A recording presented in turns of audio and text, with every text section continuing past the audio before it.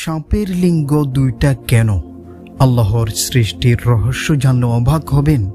আসসালামু আলাইকুম ওয়া রাহমাতুল্লাহি ওয়া বারাকাতুহু। প্রিয় জান্নাতের পথের পথিক বন্ধুগণ, কেমন আছেন? আশা করি আল্লাহর অশেষ রহমতে অনেক ভালো আছেন। প্রিয় দিনী ভাই, আল্লাহর সৃষ্টি কত বিস্ময়কর। আমরা প্রতিদিন কত কিছু দেখি, জানি, অথচ ভাবি না। কে এগুলো সৃষ্টি করেছেন, কেন করেছেন? আজ এমনই একটি সৃষ্টির রহস্য সম্পর্কে আমরা জানব, যেটা শুনে আপনি নিশ্চয়ই ভাবনায় পড়ে যাবেন। প্রিয় ভাই, আপনি কি জানেন সাপের দুইটি লিঙ্গ থাকে?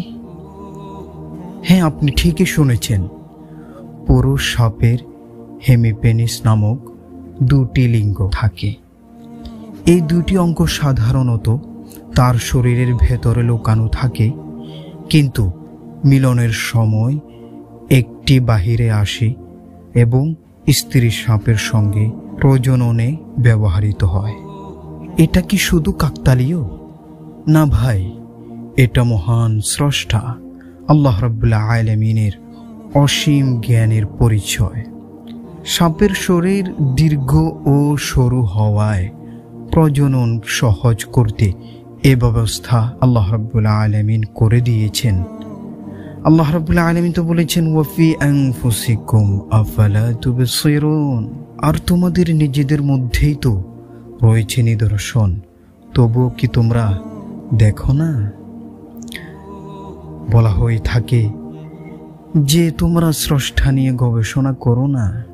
যদি স্রষ্টার সৃষ্টি নিয়ে গবেষণা করো, তাহলে তোমরা স্রষ্টার পরিচয় পেয়ে যাবে। প্রিয় দিনী ভাই ও বোনেরা, একটা সাপের মাঝেও যদি এত জটিল ও নিখুঁত ব্যবস্থা থাকে, তাহলে ভাবুন তো এই বিশাল জগতের প্রতিটি জিনিসকে এত কল্পনা করে কে সৃষ্টি করেছেন?